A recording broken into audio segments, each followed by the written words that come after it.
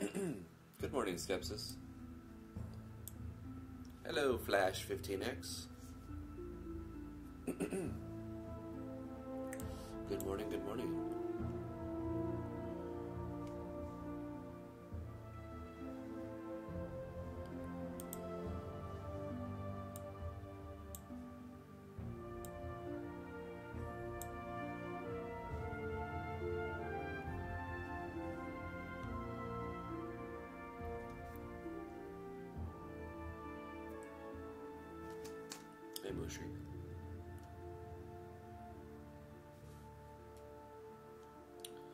Tony Dev 407, hey, how you doing?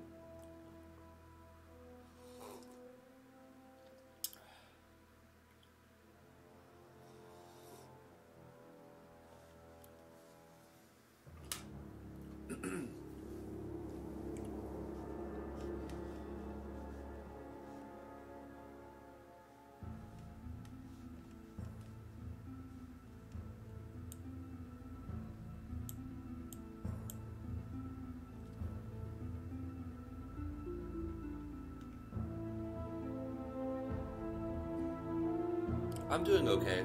I've got a sore throat today. Yesterday I had some headaches, which is unusual because I usually don't get sick at all. I wouldn't say that I'm sick, but I do have a sore throat.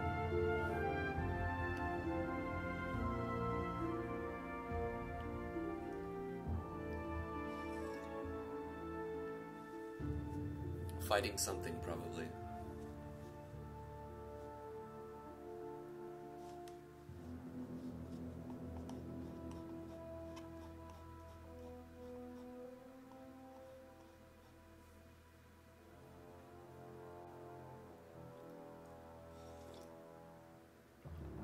There's not going to be no street.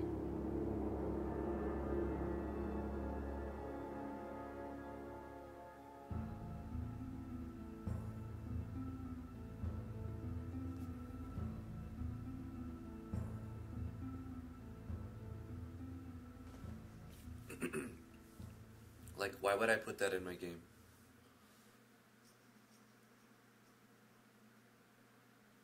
Question. Does the new Zeppelin town sound like a bad name?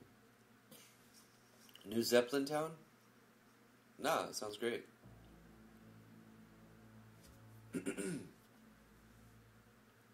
New Zeppelin town.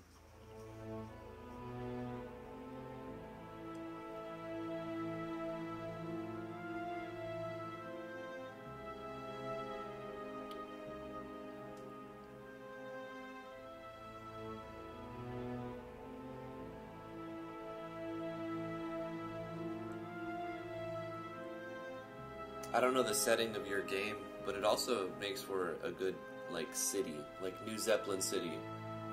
More so than town.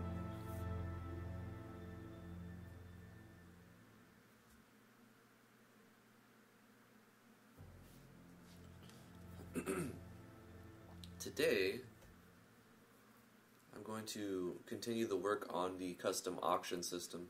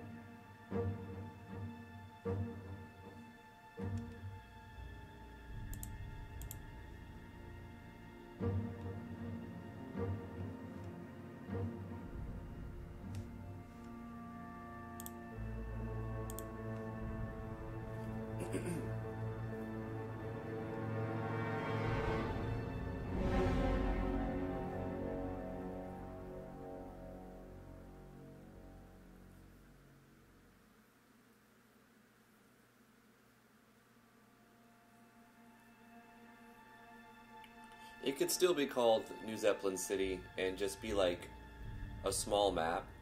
Like, you just have to like give the illusion that there's more to the city, just the player can't go there yet. You know, like, you don't have to draw like the whole border around the city, just draw a section of the city that you're entering into, and you can build the lore around it as if it's a huge city if you wanted to, or even a little bit larger. You don't have to like make the map the whole city. You could just make a map of a certain screen in the city that lets the player's imagination draw the rest of the city. Volpe says that's a new screen, the intermission one. I've had it. It's just I usually go with like this one. Stream starting soon. But I like this one because you can see the chat. You're supposed to be able to anyway.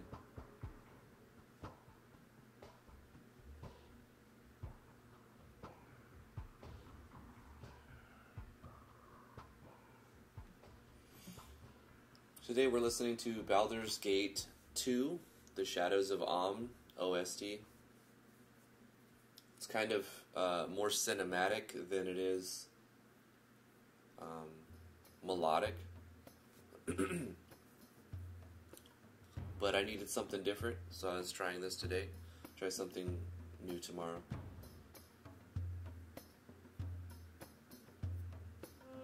We're gonna get started in a minute. I'm just sipping my coffee here.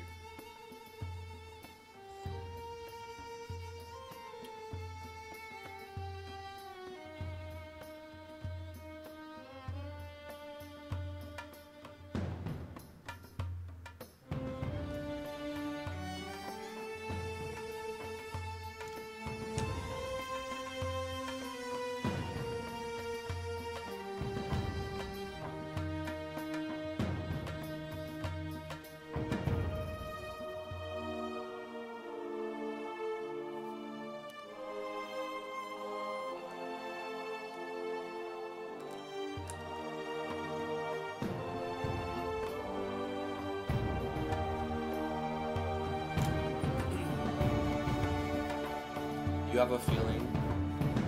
Hold on, I think the music's a little loud. It gets quiet and then it gets loud. I'm just going to bring it down to more of a controlled level. You think it would lag for you, Flash? It depends on the bit rate that you're streaming and everything. There's a lot of variables that go into it.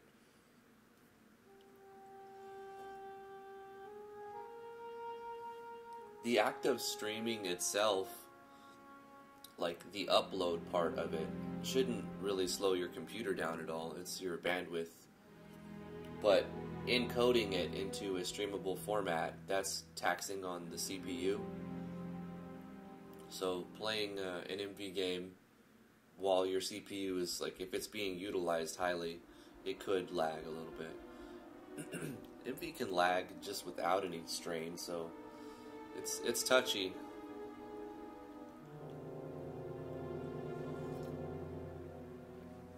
What are you guys working on? I watched a few minutes of Star Mage's video, and the Discord, links in the description.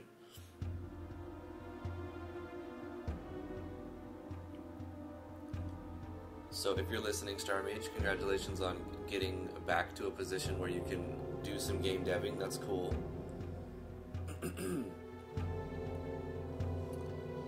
This is a very dissonant track.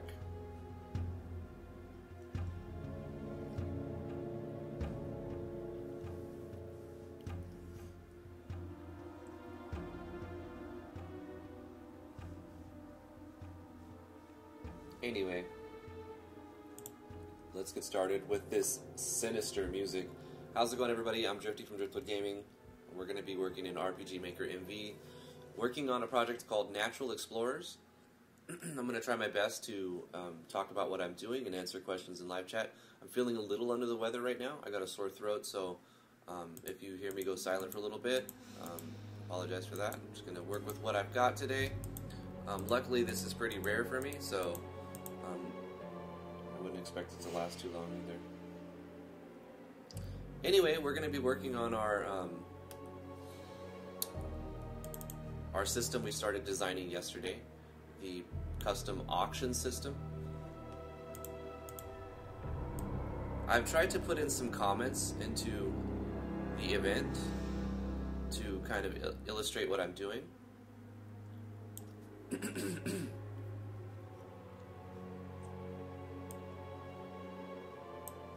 And this is a setup for a single item. We need to, we've tested it, it works well for one item, but we need to set this up so that it'll handle a lot of items. So there may be some design change, but I think today's going to be some copy pasting, really. But before I do that, I want to add one more feature, just a little bit more complexity. I was showing this event to T after she got home after this live stream yesterday, and she said something about like, well, if you're going to call it an auction, when you put something up on auction, you can sometimes get more than the price you're asking for it. And I thought, oh, that's interesting. So why don't we make a way to increase the price that you get, like your final payout, by like 0 to 10% more than your asking price. You could already put an item up for sale for 4 times its vendor value, which is double its base value. So it's already worth it, but an extra 10% will add a little bit of variance to it, so that you don't know exactly how much you can get, but you know approximately how much you can get.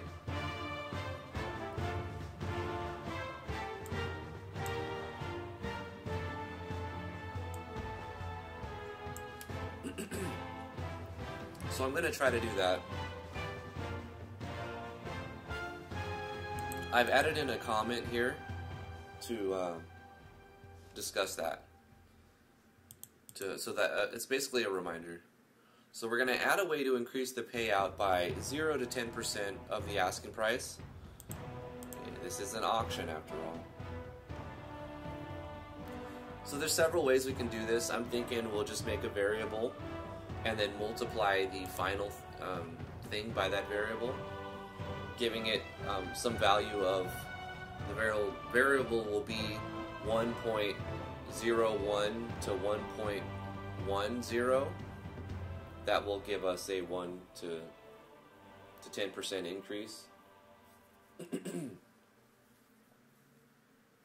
Maybe different town members could have a list of stuff they like, and that could affect a bit. I mean, that's an idea, Skepsis. I would add that on after I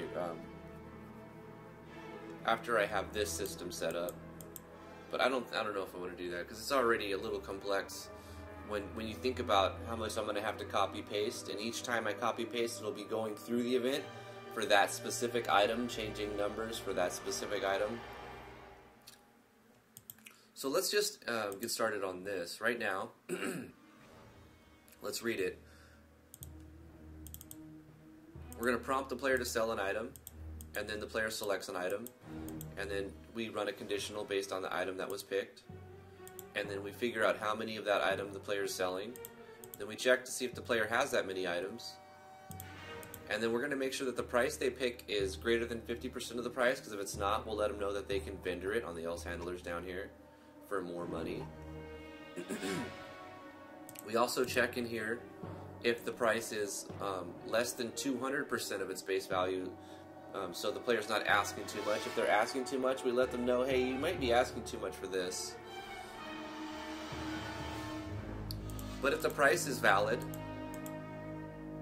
it's high enough and it's low enough, then we'll ask the player for a confirmation. Oh, we're still in face cam. Hey, thank you for letting me know, Petcha. I'm going over the event here, as if you guys are looking at the screen and you're watching me take sleepy, crusty stuff out of my eye. That's fantastic. 10 out of 10, Drifty. Would sub again.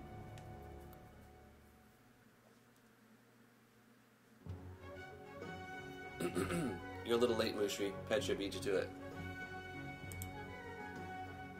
Anyway, I went through all that, sort of.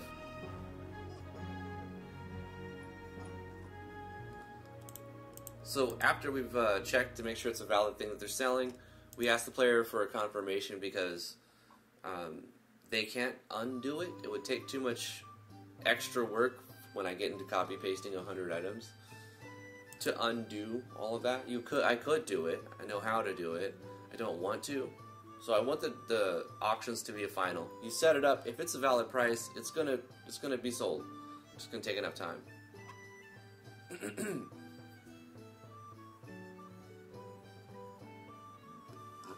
Excuse me. I actually want to add something that changes the timer, so that if they're asking like a lower amount, I want a percentage based of the base value, then it'll sell faster. Right now it's just a random number between 2 to 4 minutes. In this case, I've divided that time by 10, so it's 12 to 18 seconds for testing purposes, but it'll be 2 to 4 minutes an item will sell. Not counting time spent in menus and in battle. If the player confirms that they want to sell their items under a show choice, we remove the item and we give the player a verbal confirmation. I also want to add a sound effect in here.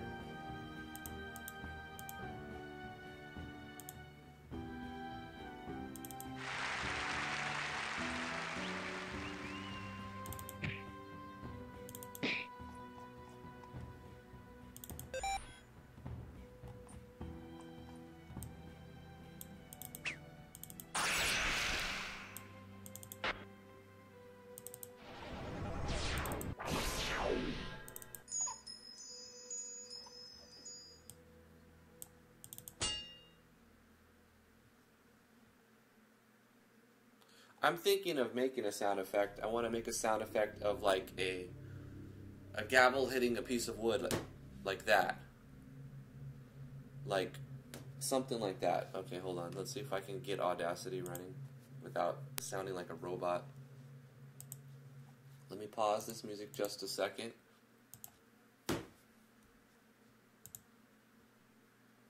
Okay. Let's normalize this and see what we've got. Yeah, that'll work. Let me zoom in a bit here. Take the beginning, set this as a noise profile. Noise reduction, noise profile. And then take the entire piece and use it as a noise, run the noise reduction on it. And then delete this very beginning. And then I'll limit and normalize again. And I'll add some compression.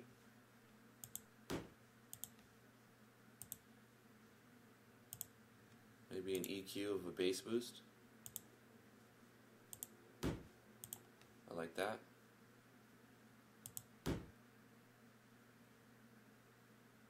And then we'll export that as it's not really a gavel. I'll just call it item, auction item placed. Yeah, whatever. And where am I saving this? Okay, just anywhere that I can remember. Now I'll go into, put the music back on. Thank you for that. Let's cancel this, hit OK here. Open our project and navigate to where we saved the file. Let's take this sound effect. We'll just game open folder again. I like the new Windows update. It gave me this dark theme. It looks much better on my eyes. We'll go into Audio SE and put this in here. I'm gonna have to do a quick rename with F2 and then home exclamation point to keep it where I want it.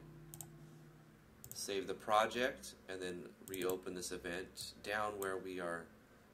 When the player says yes, remove the items, we're going to play a sound effect to confirm that. Now we made a custom one for this specific thing.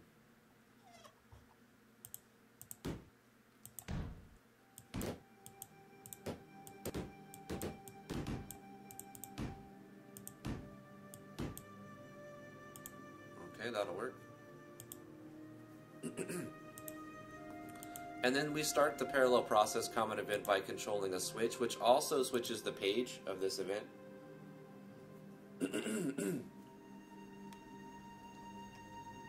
So we've got that. That turns this on, so whenever this switch is on, the parallel process common event runs. And this runs every frame of the game, 60 times a second.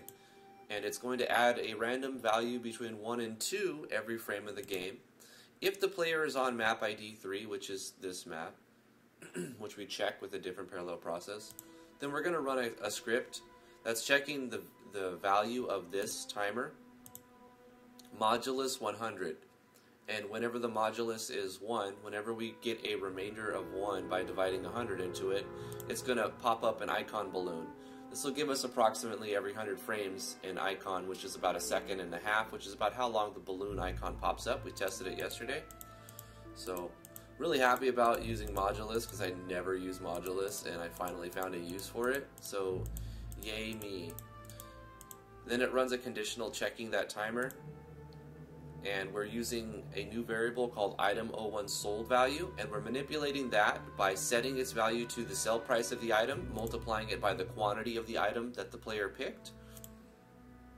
And now, you know, we need to add a way to manipulate that variable before we change the gold based on that value.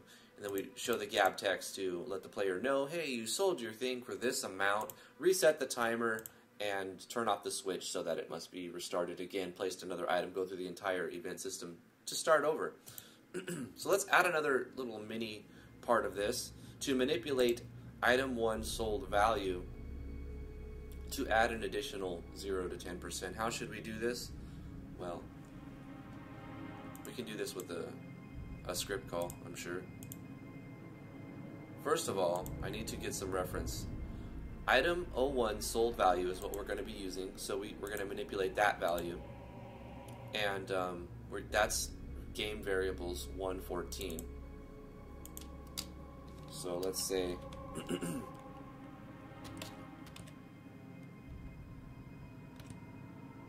var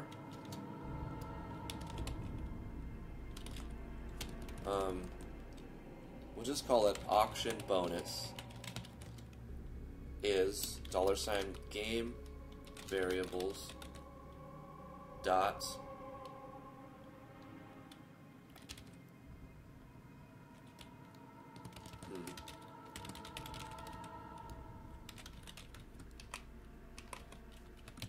Okay, so auction bonus is going to be a game variables. We're going to manipulate auction bonus.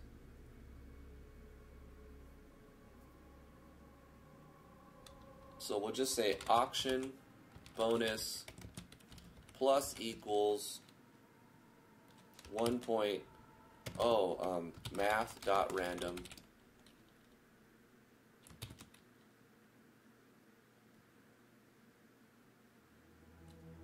we're adding to it a certain amount. Can we use random range? Can we use random range in JavaScript? JS for random range.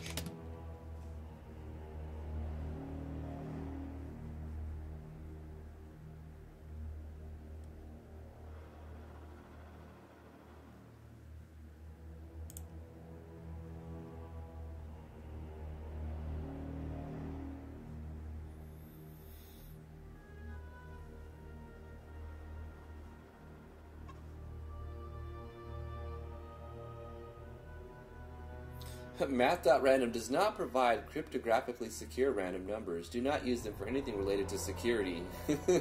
Use the web crypto API instead. Computers are not good at random. Math.random will return a predictable number if you know the seed value.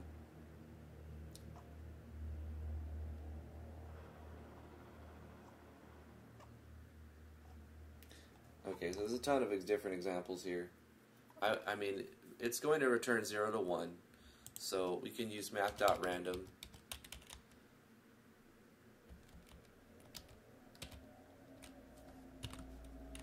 So that's going to give a bonus of 0 to 1. But what we want to do is make sure that this value never goes below 1. It only goes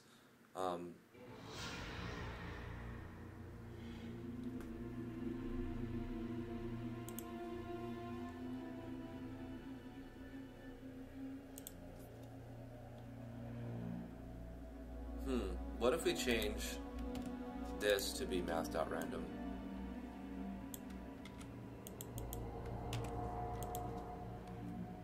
That's going to give 0 to 1.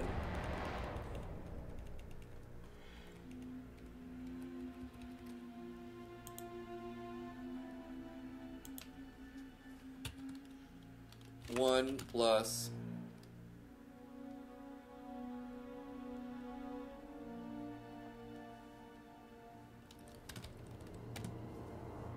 in GML I want to use random range, but in JS I have to design that myself.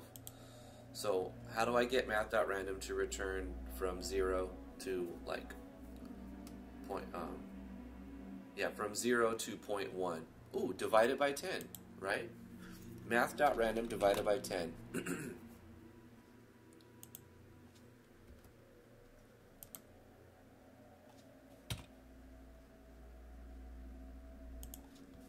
I don't think we need encapsulation here.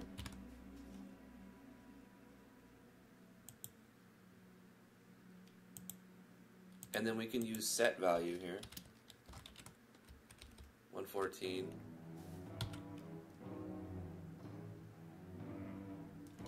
We need to manipulate this again. And we go $ game variables dot value of 114.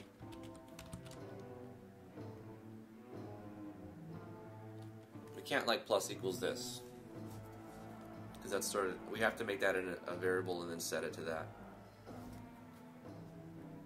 Okay, so we'll just say the auction bonus total, whatever, it's arbitrary. Let's just go like this.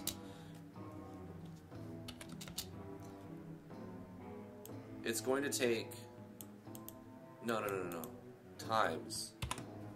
Take this value and then multiply it by anything. We have to say 1 plus this value, right? Then we can get rid of this. So our variable auction bonus is our 114 variable, which has already been multiplied to a specific number, like say we're going to get 1,000 gold. We multiply this by 1 plus math.random divided by 10. So it will be 1 plus 0 to 0.1. This will give us 10% value added to it. So then we can go $game variables dot set value of 114 to auction bonus. And now this number will be different based on a random amount of its own value times 1.0 to 1.1. I think so.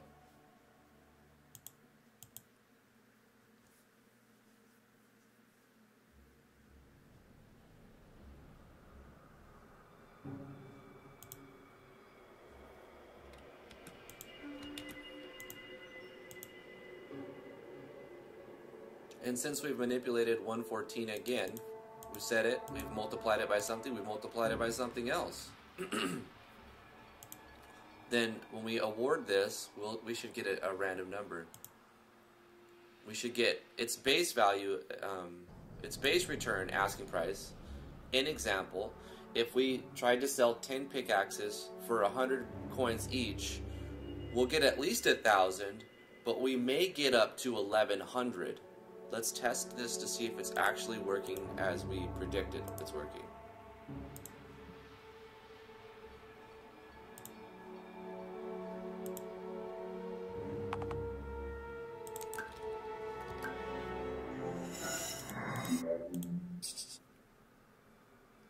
Good morning, Will Black. How are you doing today?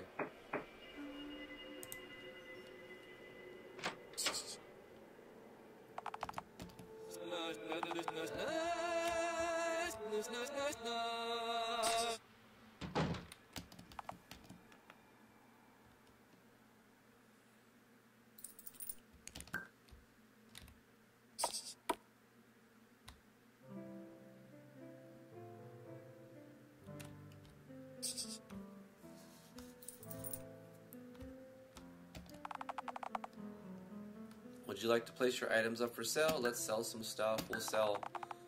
Select the price. I want 100 for my pickaxe. How many? I should also color code this. How many of these items? Okay, so let's color code this event. When it says how many / color, I don't know, let's do 21.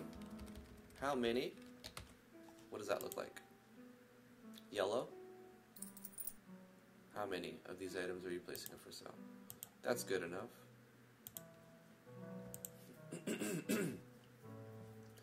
How was my weekend? It was pretty good. Wasn't too bad. Let's put 10 of them up for sale.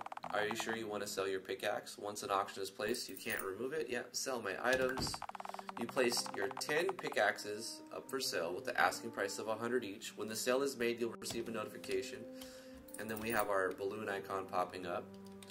Within 12 to 18 seconds, randomly, we'll sell that. And we should get between 1,000 and 1,100. If it's anything else, then we did something wrong. 1,027. That seems to work. Let's test it again. Let's do the same thing. We're going to ask 100. How many? We're going to sell 10 of them. You want to sell them? Blah, blah, blah. Yes, we do. We should get a different number now. Every time, well, there's a 1% chance that it'll be the same.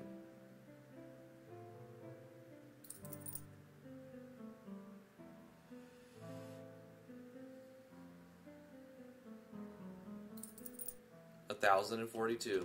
We did it. So the idea worked, and all we had to do was a script call. We didn't have to make any more variables at all. Easy. Good morning, Demos Overkill. How are you doing? Alright, so that part is done. So it seems like the system is set up fine, and it works. Now, we propagate. This should basically stay the same. We shouldn't have to manipulate.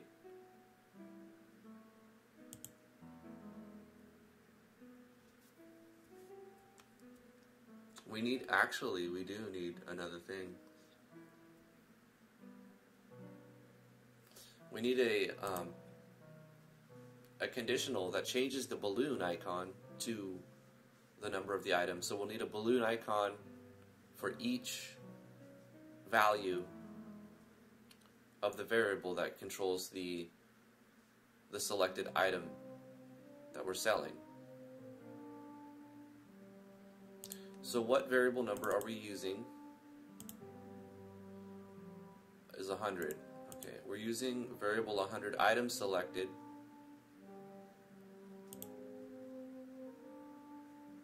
And this will always reflect the item number itself, so this will be easy to reference. We'll do a conditional branch in here, and we'll check to see the variable 100, item selected for sale. If it's equal to 1, then this goes in here. And then we copy this, and we paste this for 2. If this is equal to 2, then we change the icon to the next icon in the database for the second item. In this case, 305. 305.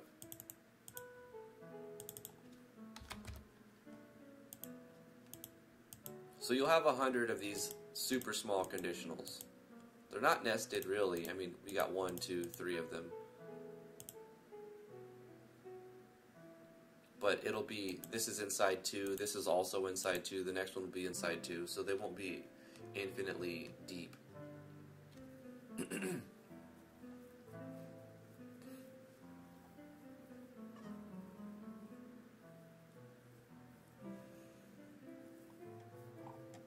So this should be the same no matter what item we're selling now. We just change this little part. But what needs to change is this event right here is going to be pretty massive. It's going to have this much more for every item. So it's kind of a large undertaking.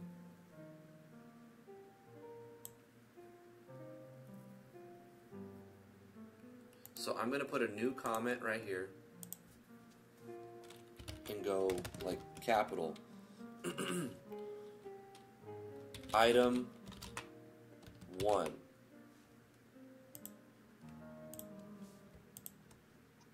And I copy this.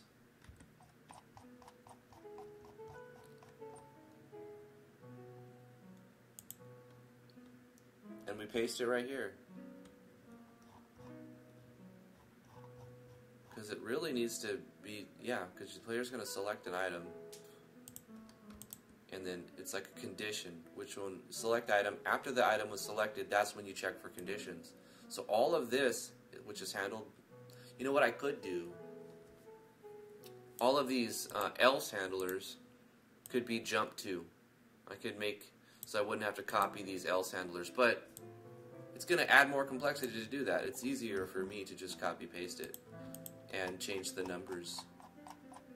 I could make it look a little bit smaller by jumping to, but I would still have else handlers that would jump, so it wouldn't really be that much smaller. It's just fine to do it like this. Now it'll start getting very convoluted very quick if you don't comment it. So this is where it's now item 2. So when you're scrolling down, you can see, okay, item 1 is right there. Condition for item 2 starts there. So really want to actually add that comment, that extra comment.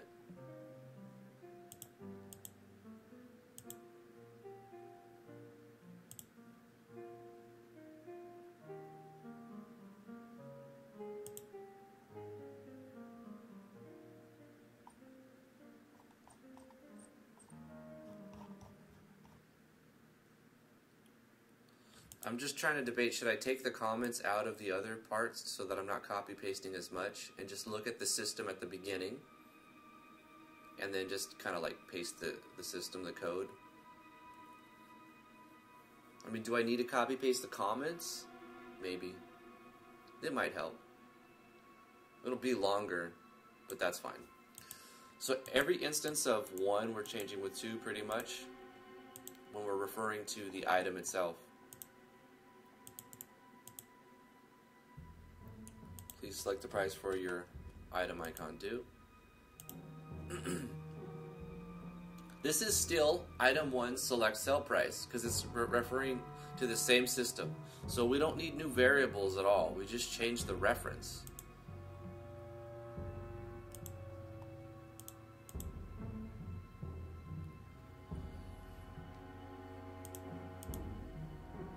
Also, we change the base number, right?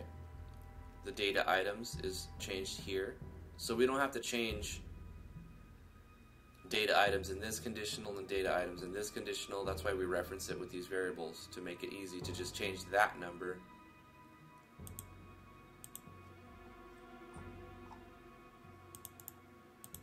Are you sure you want to sell your item 2? And then in the confirmation, also, when the change items, we have to take away item 2. In the confirmation, anytime we reference item 1, we do item 2.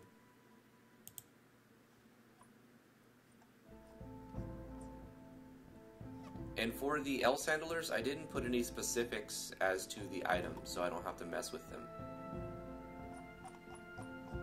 So it should, that easily, should apply to the second item as well. The second item being ore. Okay, so let's get some ore and test it out to see if it works as intended. What's the value of our ore?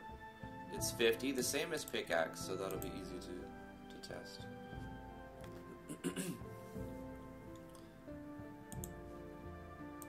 I just need to make sure that I'm giving the players some of that at the beginning.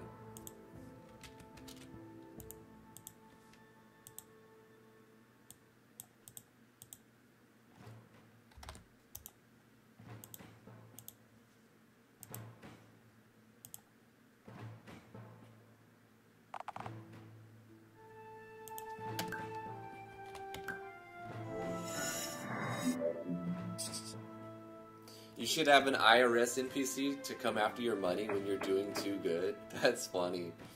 We should. Something like that.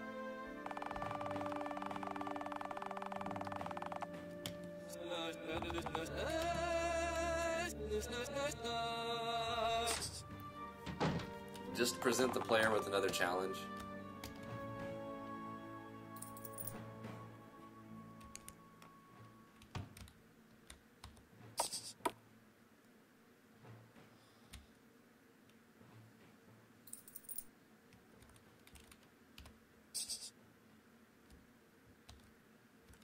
Okay, let's test all the things.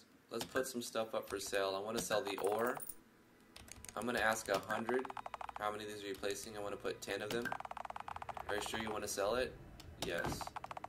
Place it up for 100 each, 10 of them. When the sale is made, you'll receive a notification. It's showing the right balloon icon, showing the ore. It's selling the ore.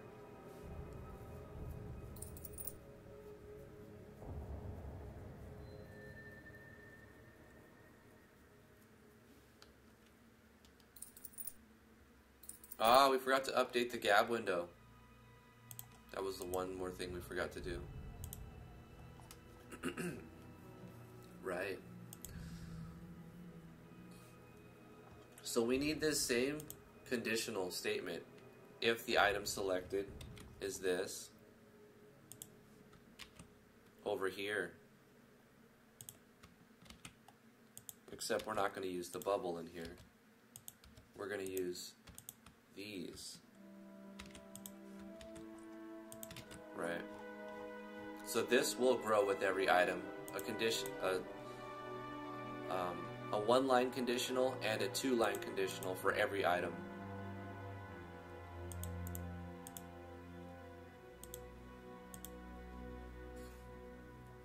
The only thing we have to change, though, is this number right here. Oh, wait a minute. I know, and I have an idea, because the item icon is referenced with the number.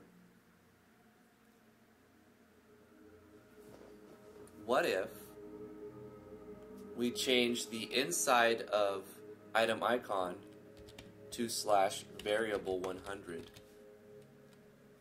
Will that work? Can we pass an item code inside of an item code? That would be amazing if you could do that. Anyway, let's cut this out of the conditionals, paste it right above the forced gap, and remove these two conditionals. Because if we can put a variable text code inside of another text code, then we don't need to have 100 plus conditionals, extra conditionals, right? So let's try to sell an item and pay attention to what the gab window says. And if it shows the /V in game, then this doesn't work. However, if it shows, if it actually shows a number, or I mean, it won't show a number. If it shows an item icon like it's supposed to, or like I hope it will do, and that makes it very easy.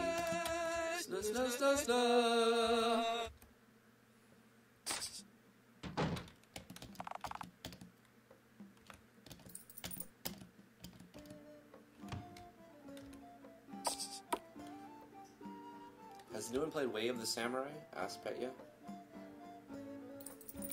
Bandits running at you, stealing 10% of your cash if you don't push them aside.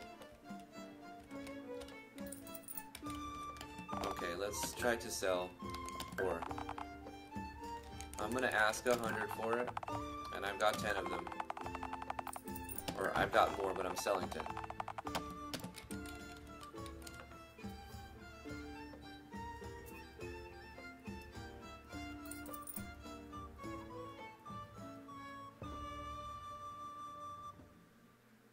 We could also do this for the bubble icon too, if text codes work inside text codes. Oh, I didn't see. Did it show it? because it popped up because I'm using force gap. Anyway, it should be the same. Okay.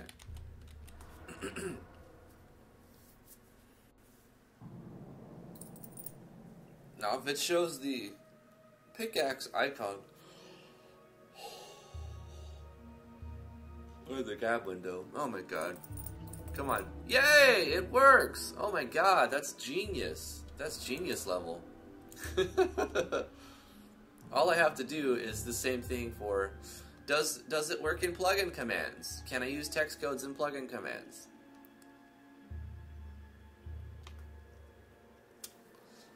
It'll be different because the plugin commands aren't referencing an item number, they're referencing the icon for it.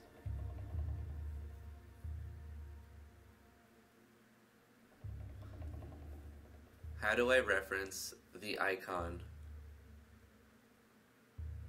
Because that's not going to pass just the number if I put a text code in there. It's going to pass.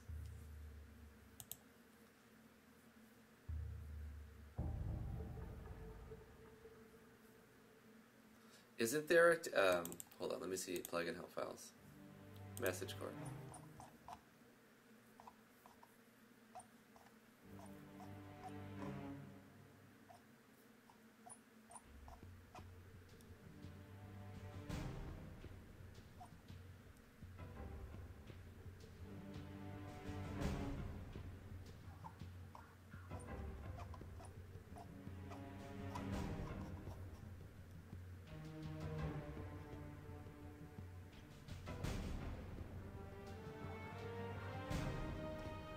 So we have a text code to write out the name of the item, and we have a code to write out the icon and the name.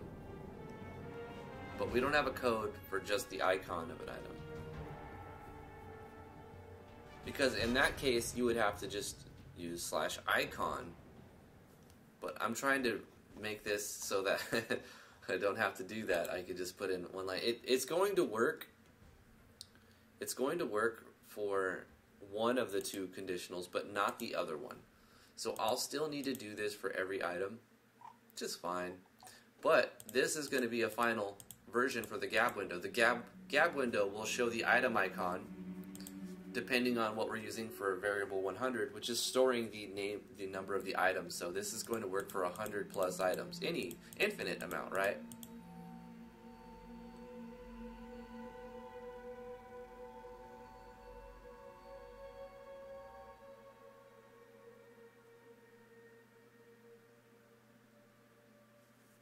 Huh. Okay, Siren. Thank you.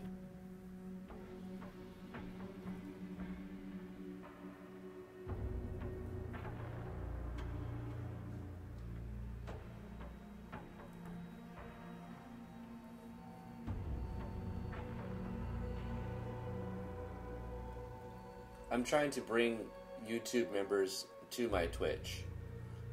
And if I were to just stream on Twitch, I'm not sure the kind of reception it would be.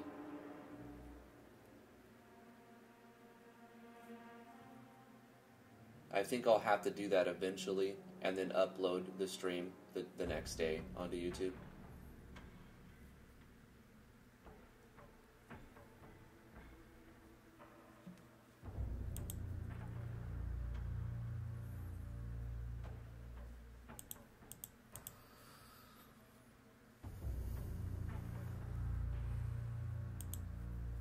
So that works anyway. All we have to do is replace, the show balloon icon plugin command for each conditional. So we'll copy this for 3.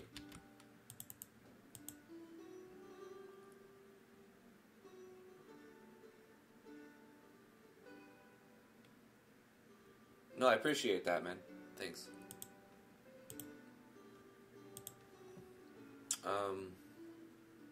We'll go down our items and change this to 686.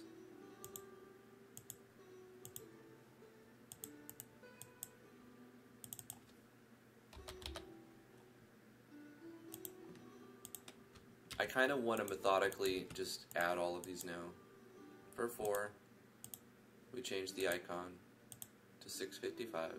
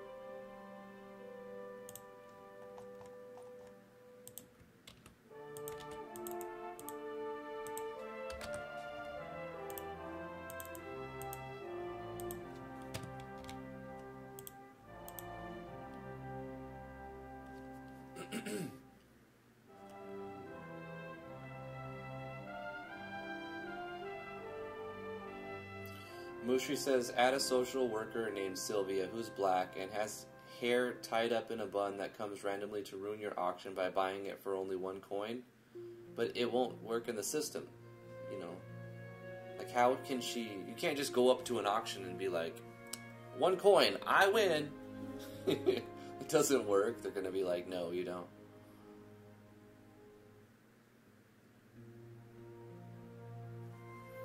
See, that's a different story, though. This property is not yours. I come from a highly intelligent service and have come to take your auction item and return it to its rightful owner. See, that's like an authoritarian move, right? Like, this property has been stolen and it needs to be returned, or we're confiscating it because it's stolen property. That's like a police matter. So it would be like a police agent or like a military agent shows up, right? To do that sort of confiscation. That's what would happen, not like a IRS thing.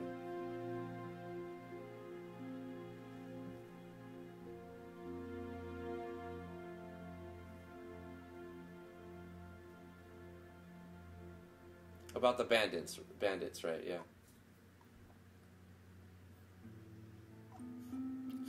It's funny, he typed bandits, and then I said bandits. The bandits! Guys, the bandits are coming.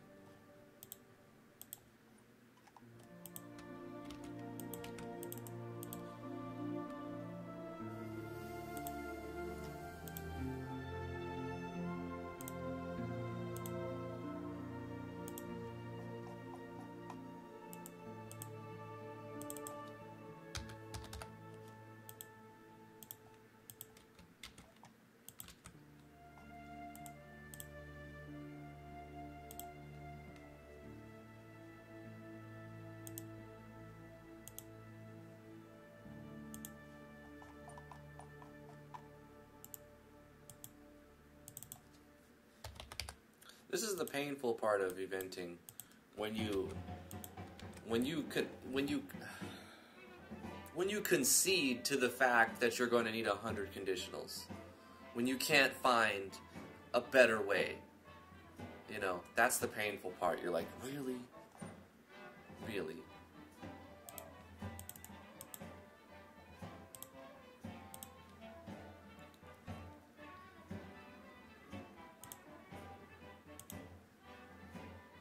This is the part I talk about when we say compromise. Do you really need all of these icon balloons? Do you need an icon balloon to pop up for every item? You know, is it worth it? I don't know, I think so. I'm inconveniencing myself for the convenience of the player. Over and over and over again.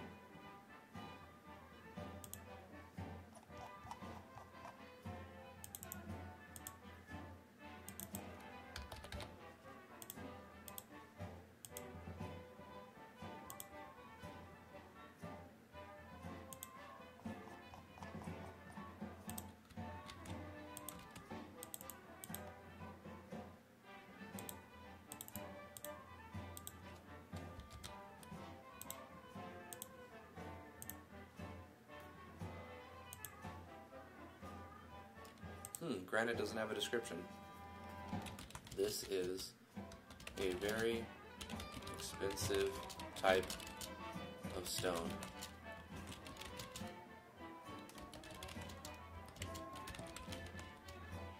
It's worth a pretty penny.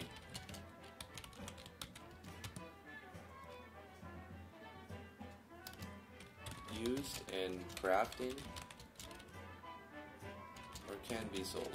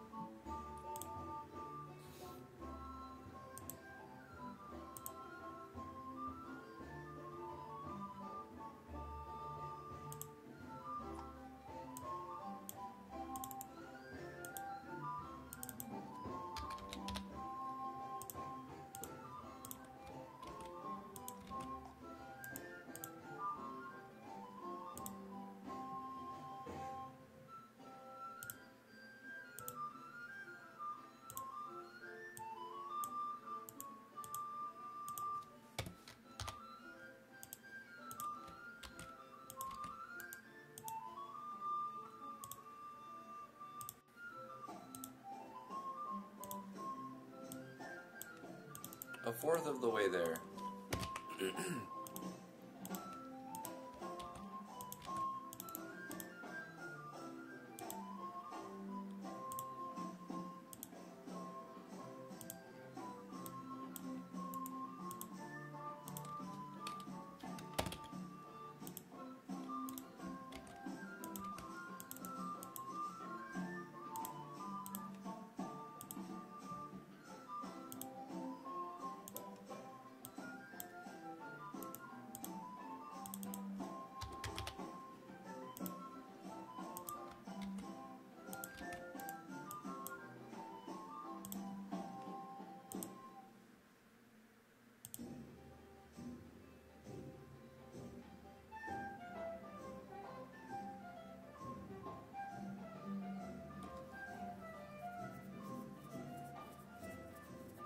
Some items cannot be sold. For example, the chest of picks. The player has to open them. So I have to decide, do I want to just skip this? I could.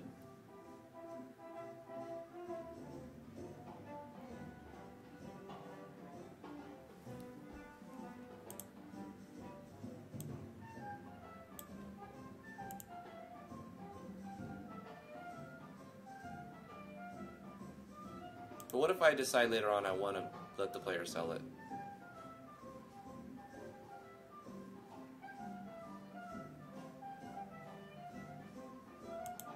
I'm just going to add it, whatever, 210.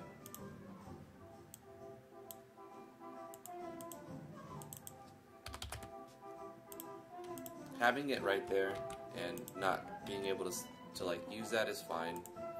Could remove it.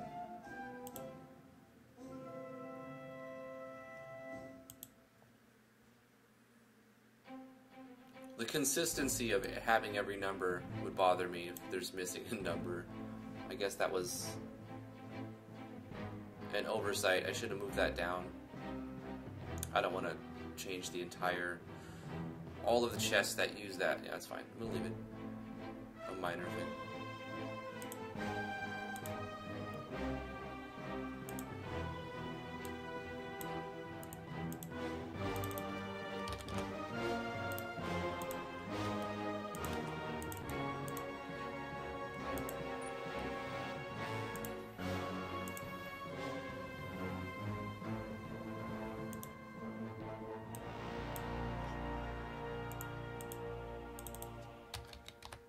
You know, I remember doing something like this when I was making a gashapon system in the last project.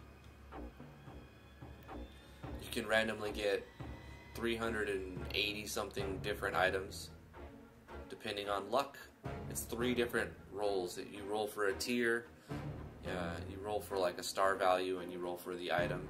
And then those items are stats are varied, and their prefixes and affixes are varied and added. Like,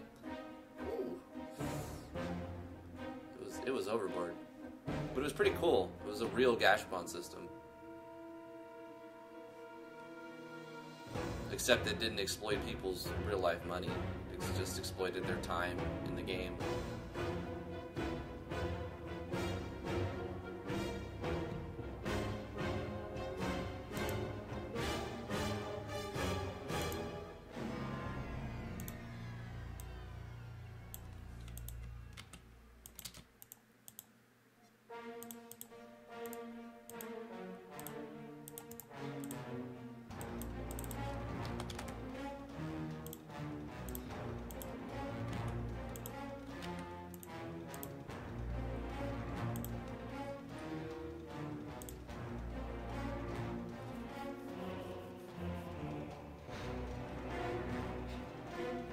I should probably tell you guys about the crazy dream I had last night. This music brings a, like, kind of even furthers that, like, it's related somehow. I don't know how. I guess the music is medieval, like an epic battle. I had a dream that I was in, like, a live action Dungeons and Dragons game, and Matthew Mercer was there as the DM.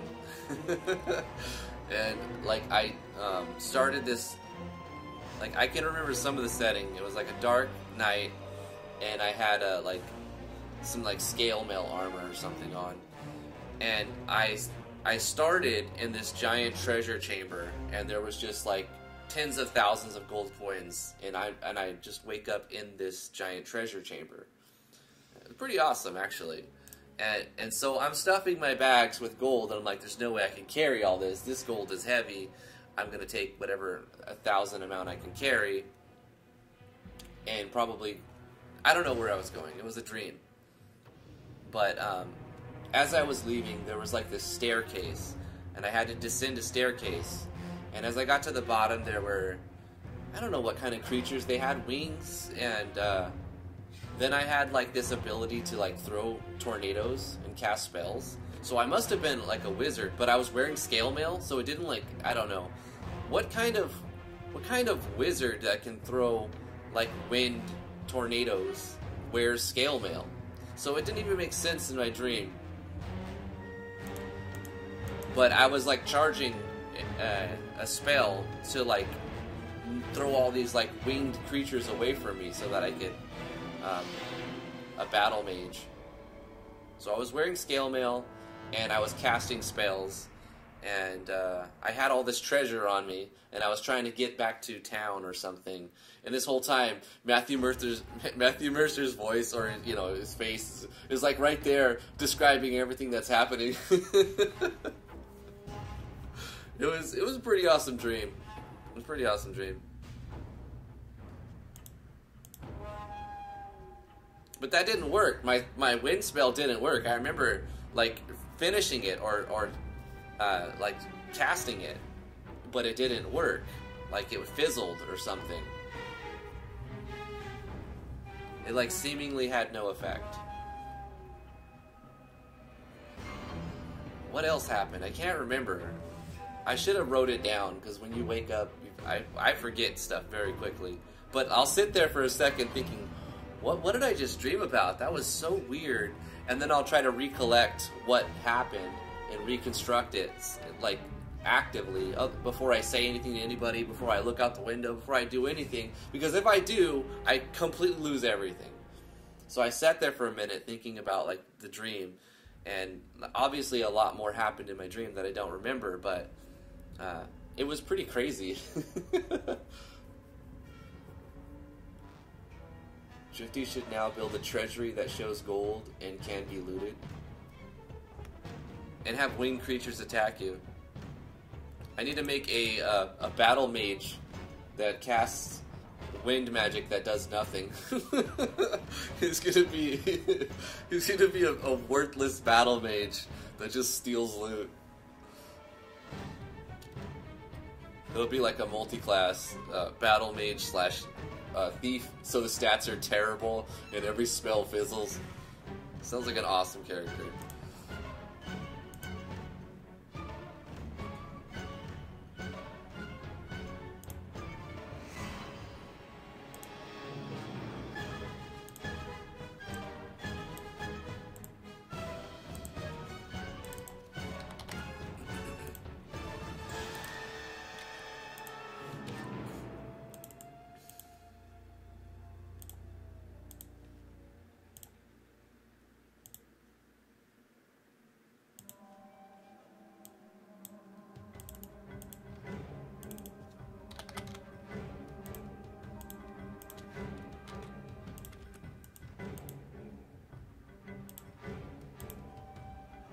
I'm the rogue battle mage. All my points are in dexterity. Who needs intelligence?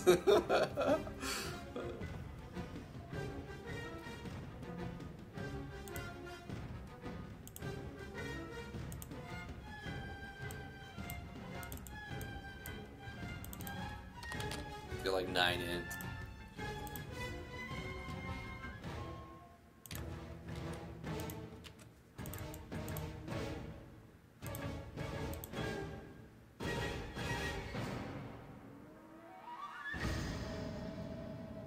Hexenjäger.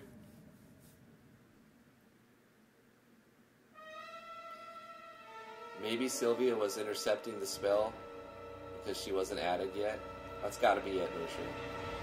Where are those witches you speak of?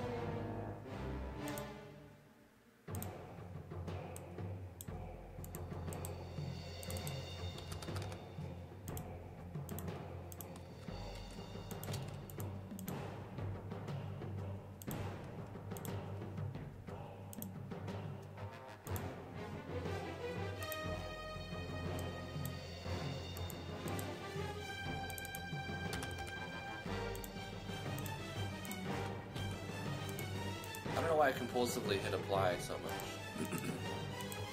Don't need to do that.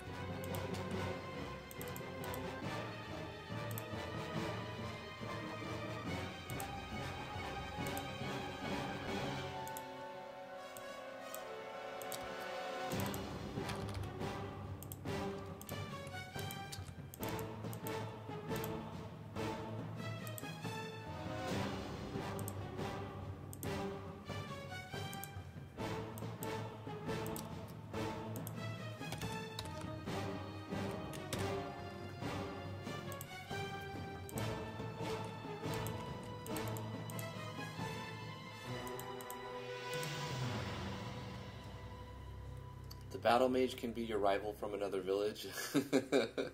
I'm thinking of adding him as a party member at some point. He's a Battle Mage slash Rogue, but all of his points are in Dexterity, so all of his spells just fizzle. But he just keeps trying to cast spells, and they just keep fizzling. What system am I working on? I'm doing a player auction, item auction system. I'm adding a bunch of arbitrary quality of life things, so it's kind of getting monotonous with when I'm not able to find a way to get out of making 100 conditionals or a conditional for every item. It becomes monotonous. I did, on the other hand, find one for the gap window, but it doesn't quite work as well, or it doesn't work at all for showing an icon pop up. I want the icon balloon to pop up.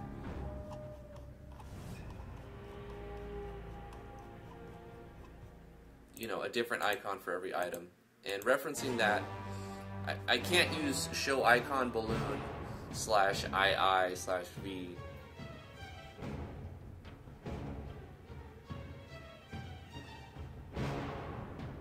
I don't think it works in a... Does it work? Hold on. Wait a second. I need to test something. How can I test it though? By putting one in. Like changing pickaxe.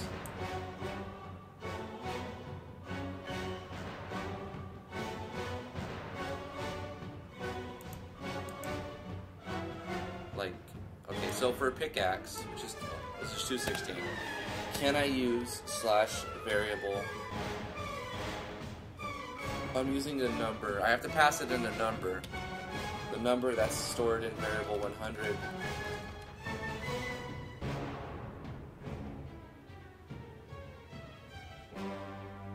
gonna pass. It's gonna pass the item number. But then can I go item icon for variable 100? I don't think so, right? Because it's looking for a number here, and I'm giving it a text code that's going to show an icon.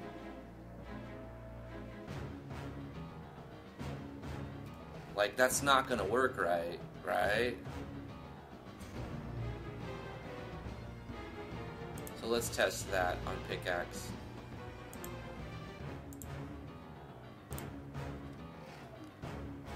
Pro, what's up, dude?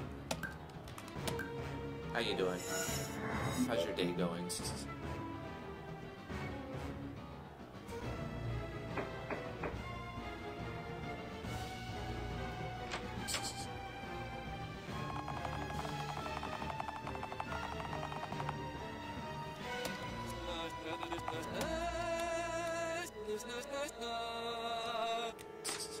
That's cool, Jaime. Where did you get them? Tell us your locations. Yeah, I don't want to use MV sounds either. That's why I just make my own. You can buy sound packs too.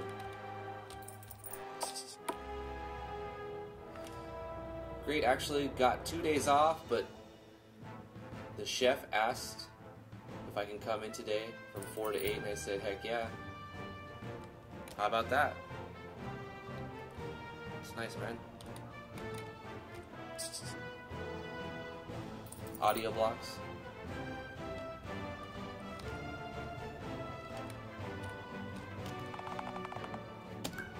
Okay, let's see if it actually works for... I don't think it's going to, right? That's why I'm doing 100 conditionals.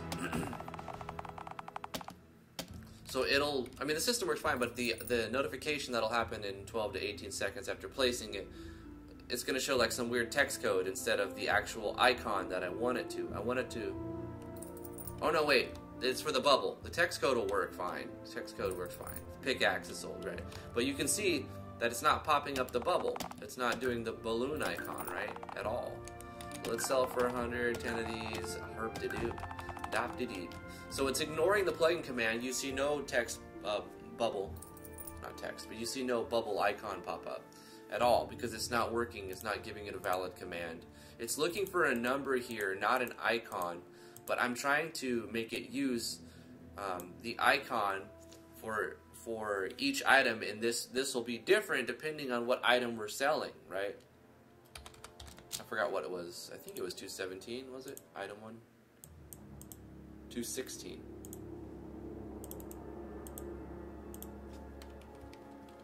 So yeah, I still haven't figured out a way to automate this. At least I figured out a method that works for the gab text. Because the gab text, since it's text, you can put in text commands. And I'm saying use the item icon that's being stored in for item number, which is variable 100, which is also being the select item thing. So it'll be whatever item you selected will show the item icon for that item. So this works beautiful. /II open bracket /v open bracket 100. That's an arbitrary number of the number of the variable that you're using, close bracket, and that works when you're using select item and you want to use it in gab text.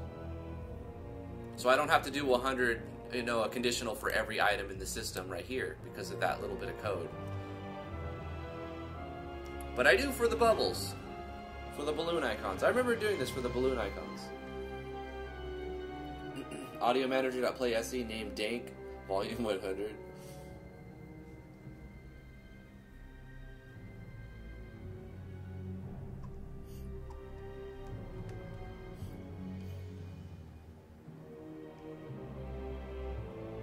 Audio blocks is highly recommended, says Jamie Cassidy. Pay like $15 to get unlimited downloads for a month. Makes sense.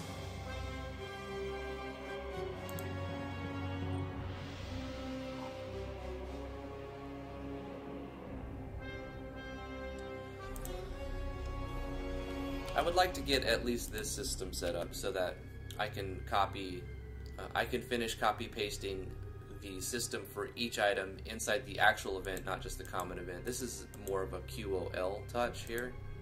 The whole system is actually. So item 45, item 46.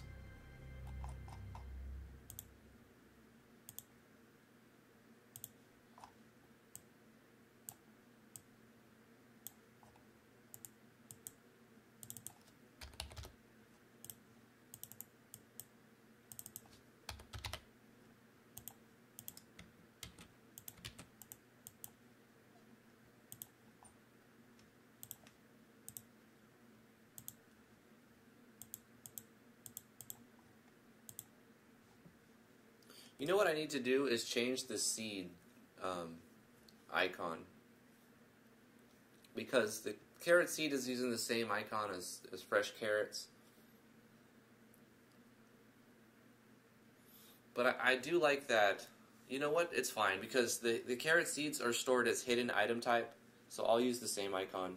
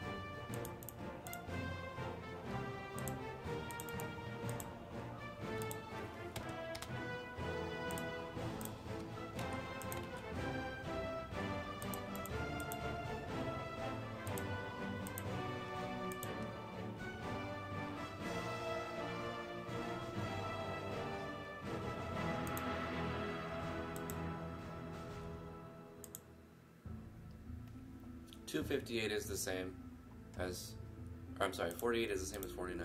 Nope, yep. 50 would be different, which is the same as 51, 16, 23.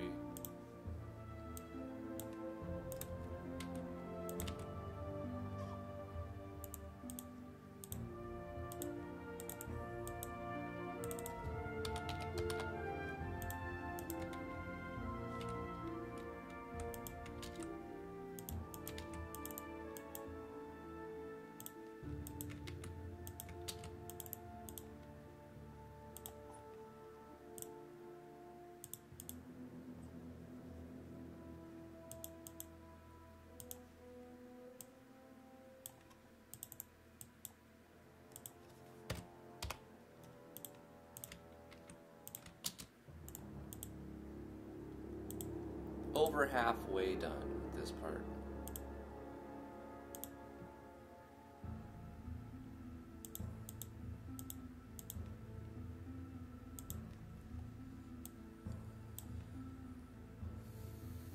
Alright. 16, 22.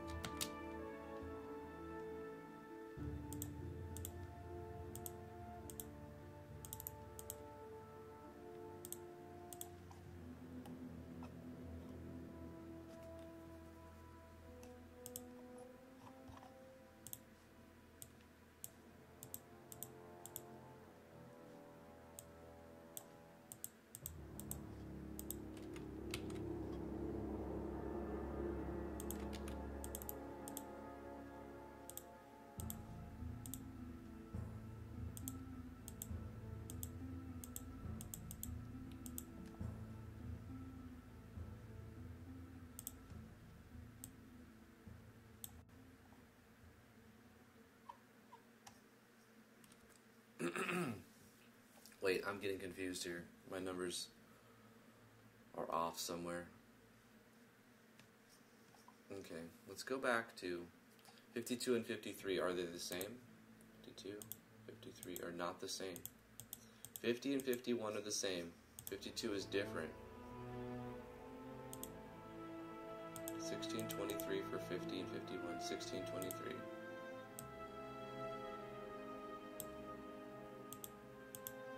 That's right. So we're on 52.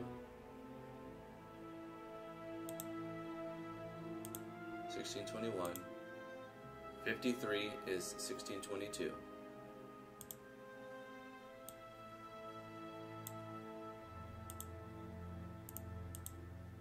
Okay, here's where I got off. 15, 16, 22. This would be the same as that. So 55 is what now?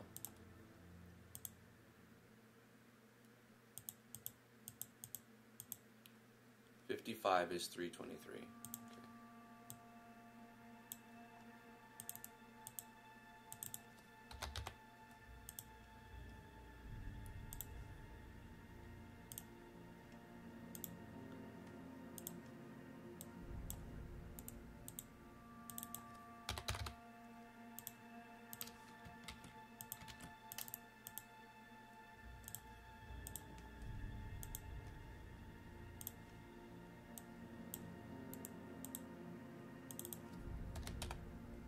Downside to this is if I change any icon, I have to also go into this auction house and change it there.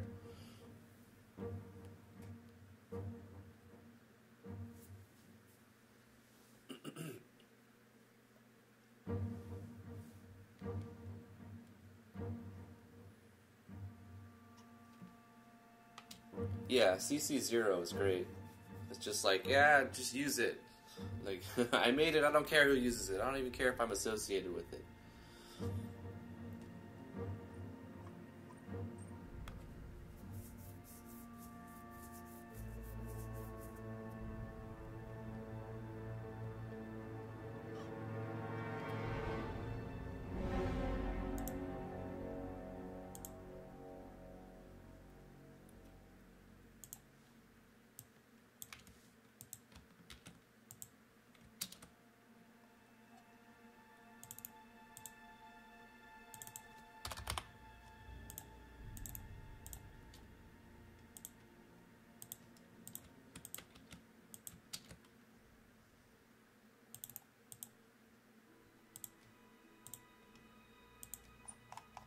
We're getting there. I see the end in sight.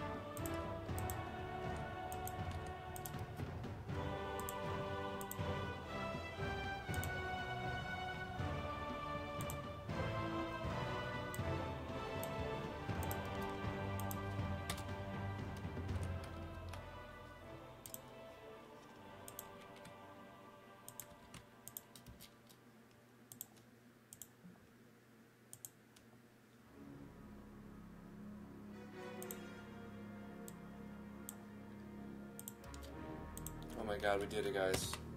Woo! We got them all entered. 84 items right now.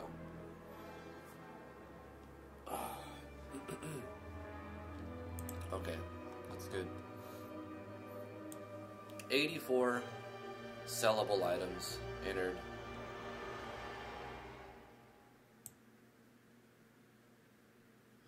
All I hear is clicks and all I see is gibberish code.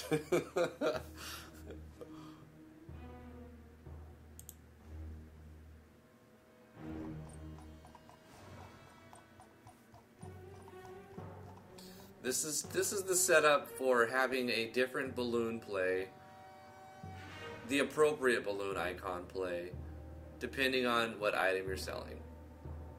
So that it's like if you're selling a certain particular item, it looks like you're selling that particular item if you're there. It's such a small thing that the player will not even really care or notice. But I went through all of that just because if I'm standing there at the auction, I want to see a balloon pop up saying, oh, I'm selling this, I'm selling this. I don't know. We also get the notification and the confirmation, so there's several ways that the player will know already. It's just a thing, another little thing. And you get enough little things like that, and you get a good cohesive system set up. Hey, that's not even it. That was the easy part. We basically have to do this again for every item, but instead of just changing one thing, we've got to change like 5 things. Because this is just the icon. This is the groundwork so that I can do this next one. The next one, which is the copy pasting that actually does different stuff, is right here. Where we have item 1, so everything that's highlighted now gets copy pasted for every item. We change it and paste it. That's item 2. So we have item 1 and 2 set up. 82 to go.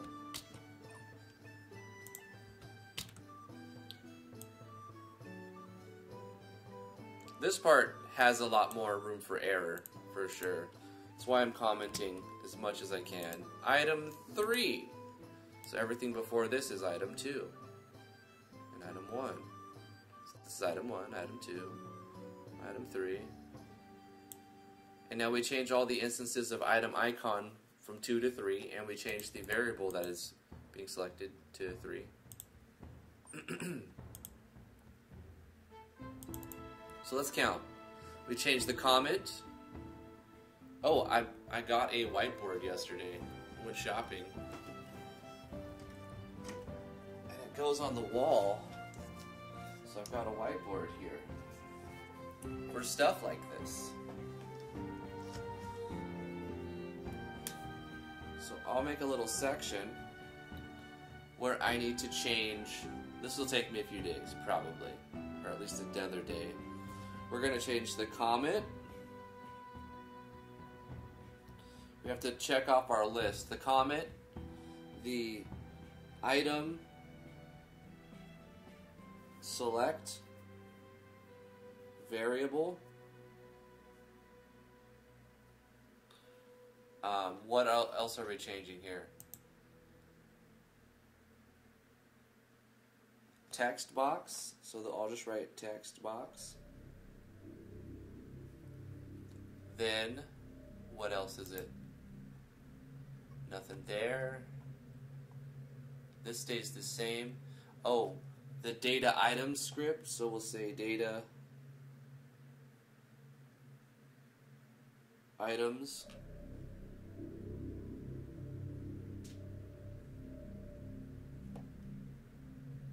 Script call. But only in that one spot. So it's just that. And then another text box. Text box. Right? And then what? Which is the next one? Another text box. Okay, beautiful, beautiful. And that's it. Okay, so we've got 1, 2, 3, 4, 5, 6. 6 changes per item.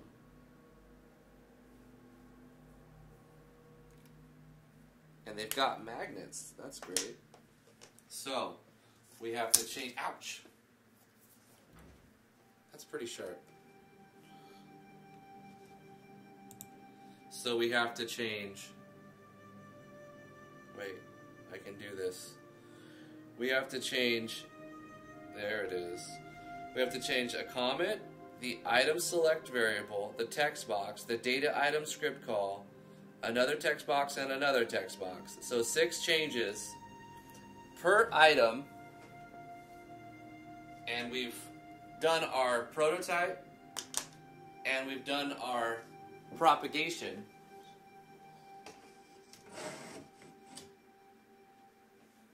We did the prototype, we did the propagation, so we know that it works when we add another block of code. But that block of code needs 6 changes. I've got them down in front of me so that I can keep that in mind. 1, 2, 3, 4, 5, 6. Eventually I'll get into the flow of it, and it'll happen really quickly. We're going to do a few, but there's no way we're getting the rest done today. Tomorrow we'll try to get all this done. I write it down so that I can think about it better. It helps me think about it. Okay, let's go back.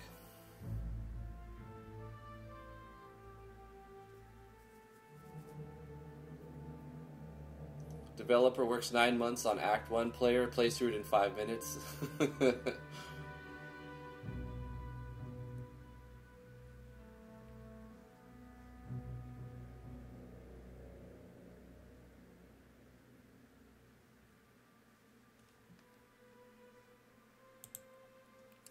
All right.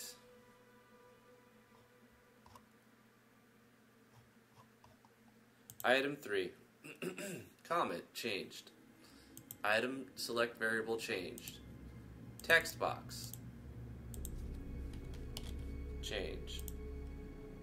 And then we have data item script. This is already helping me go through it faster. Sweet. Then we have 2 more text box. Here. And here. See, I can ignore the rest of the code because I've gone through it very carefully to make sure that I got all 6 things. And then the else handlers are not changing anything. Boom. So then I go up to where it says item, the next item, and I hold shift and I select the comment and the entire branch again. Copy that. Go to the bottom to right underneath where it's at. And we paste the entire thing. We scroll up to where we have the item, and we change it all over again. So we have item 3, and now this is going to be item 4. So we change this to item 4.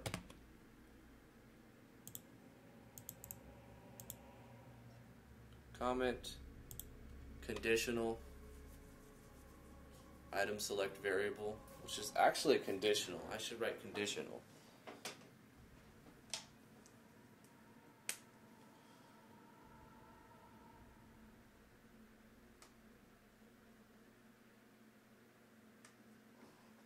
So it's the item select variable conditional.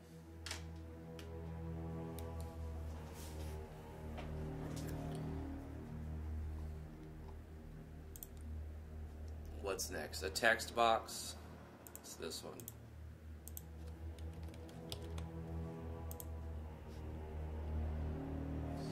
And then the script call. Are you sure there's nothing in here? There's nothing. Yeah, there's nothing you need to change here. Okay.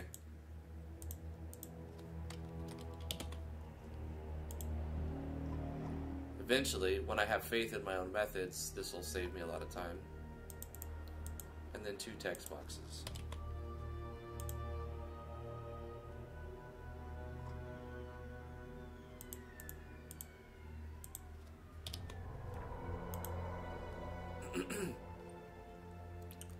Easy.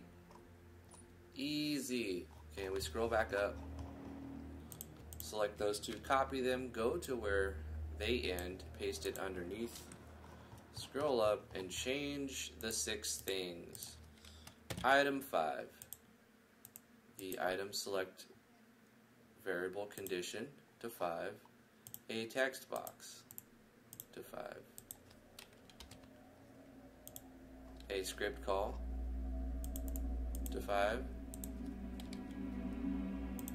And 2 more text boxes. 5. 5. If you think about it, that's really not that much more work for each item. The first item took a long time, right? It took hours to get fully set up. But to add another item to our system, it takes this long. Paste.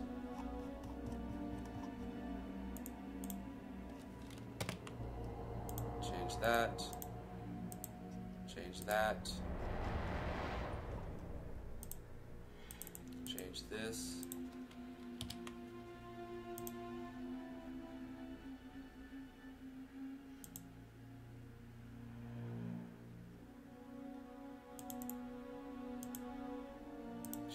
This.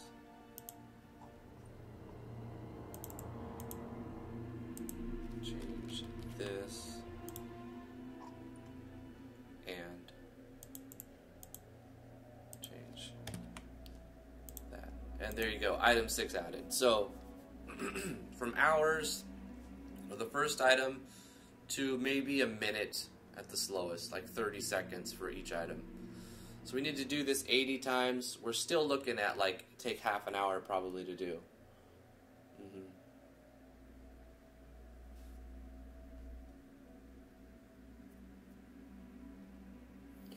Jamie says, my first game had combat though. It was a standard RPG. My current project is just a story disguised as a game. So you're writing a visual novel, Jamie? Have you used visual novel creator? Not that I'm recommending it, I'm just asking in general.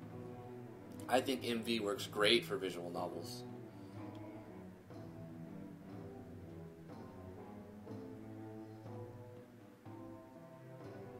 Ryan says, takes about 45 seconds. Yep, it's pretty close.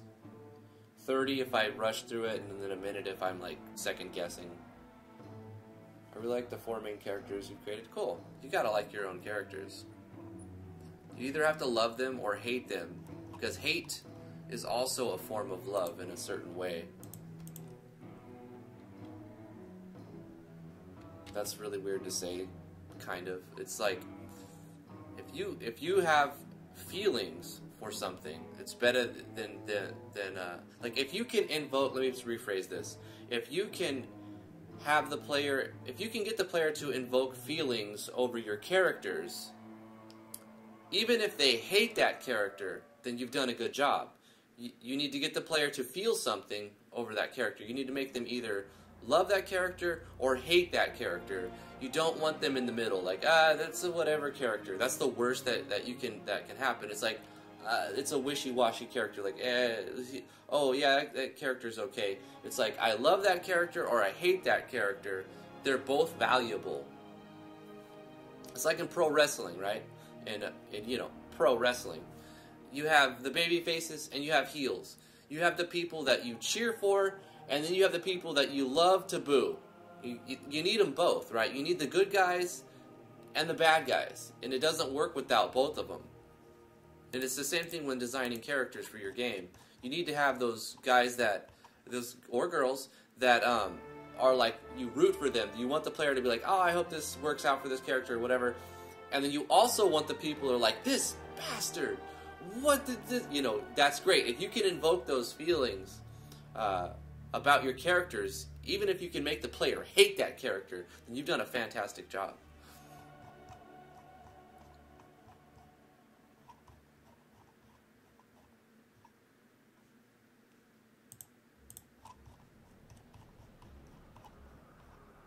Alright, where are we at? We got item 4, we got item 5, we did item 6.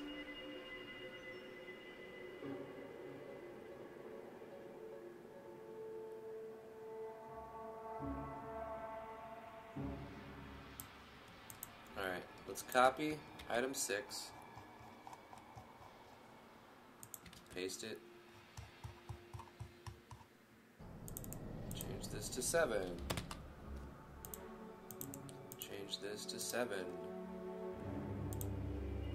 1, 2. Change this to 7.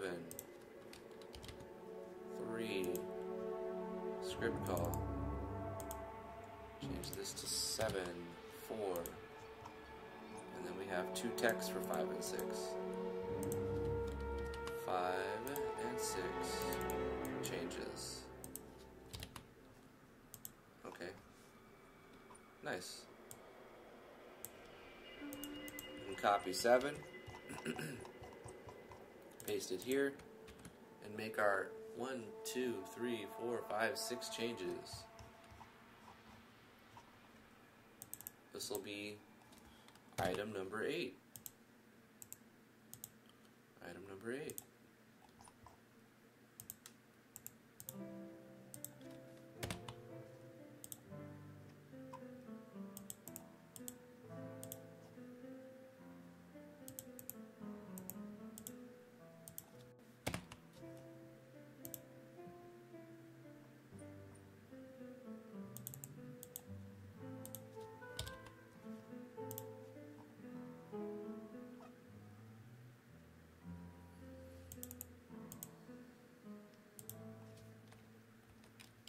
Mechanically, we only need to change 2 things. We only need to change the conditional and the reference of data items in the script call. And it will function exactly the same, except the text boxes will represent the wrong items. So you have 2 mechanical changes that need to be updated or it doesn't function the same.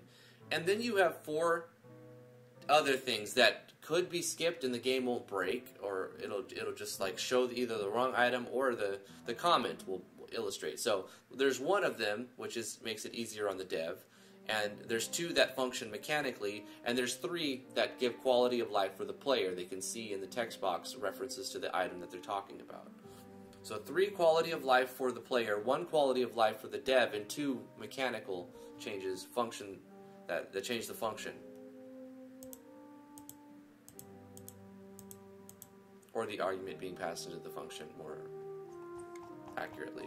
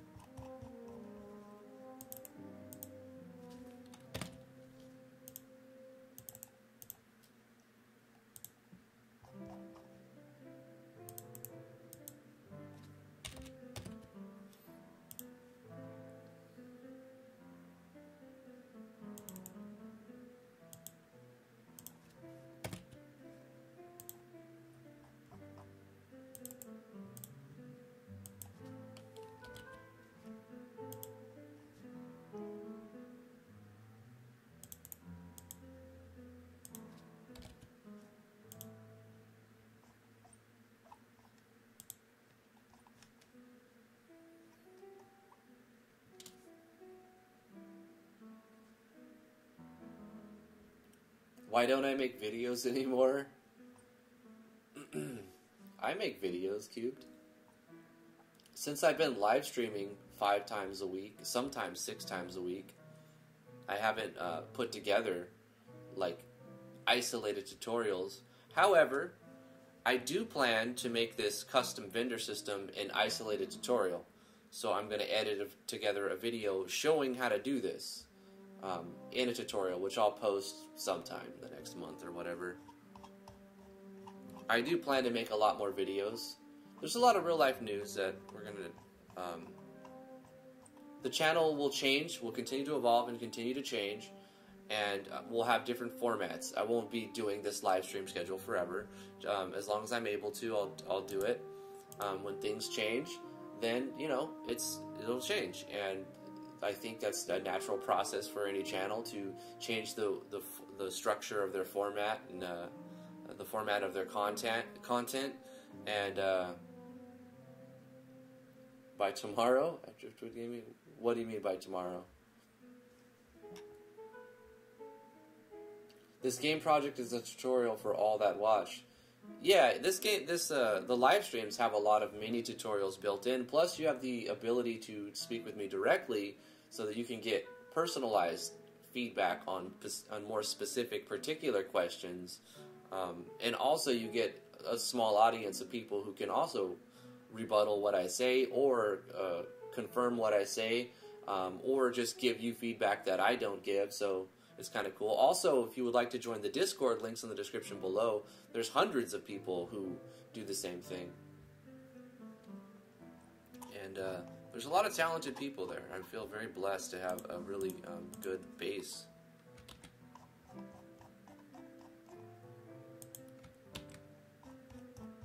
Did I already copy 9? So I got 9 and then 9 again. Is this 8? Yes. Okay, so 8, 9, this will be 10.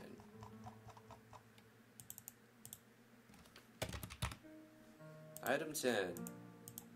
Conditional for 10. Text box for 10. And then our database reference to item 10. Then 2 more text boxes referencing item icon 10. Got him. Got him, coach. And copy that. Let's add 11.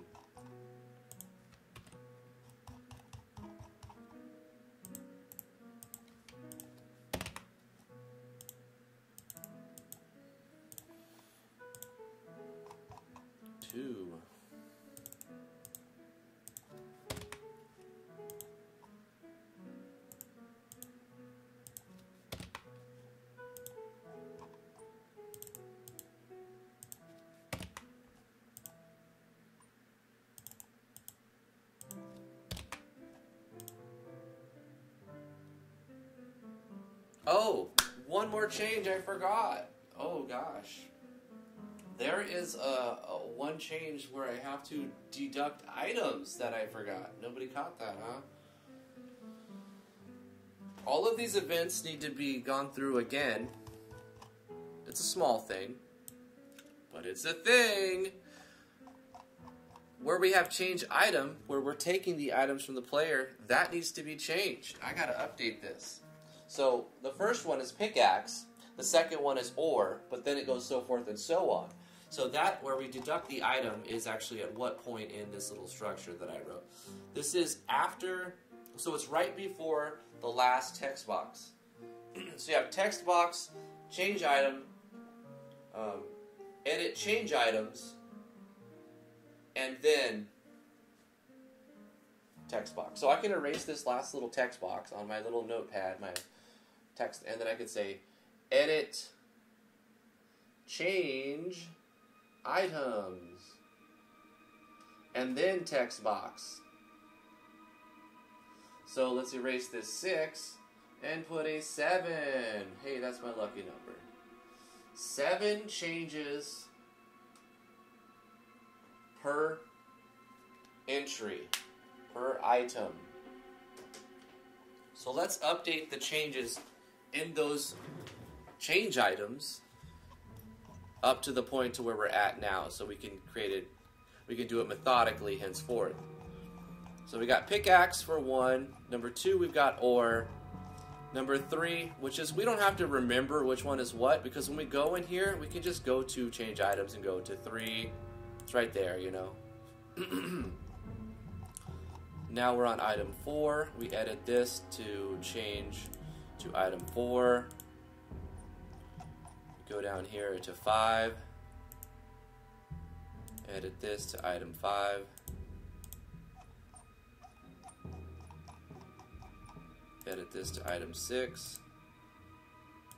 This is a mechanical change. We need, this is a, so we have 3 player quality of life changes, 3 mechanical changes, and 1 quality of life for the dev. 1 dev QOL, 3 player QOL. This is, hold up, item 6. Is salt item 6? It is. Okay, let's go to 7. Change items 7. go to 8. Change items, 8. Let's go to 9.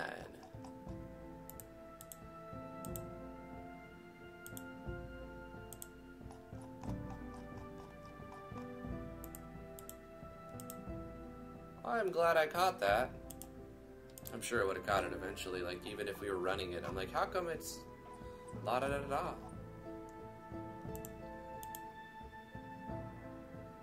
Wait, which number are we on here? Item 11.